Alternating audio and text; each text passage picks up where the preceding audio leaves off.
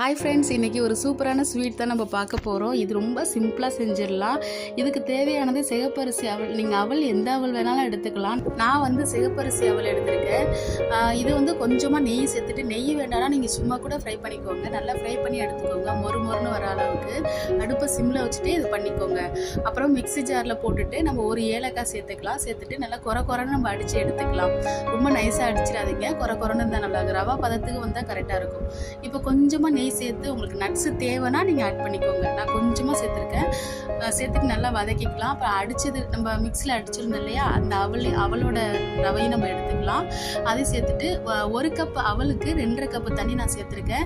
இதுக்கு வந்து நாட்டு சர்க்கரை தான் வந்து எக்ஸ்ட்ரா டேஸ்ட்டை நம்மளுக்கு எடுத்து கொடுக்கும். நாட்டு சர்க்கரையே சேர்த்து செய்யுங்க. அப்படி இல்லைன்னா வெல்லம் கூட சேர்த்துக்கோங்க.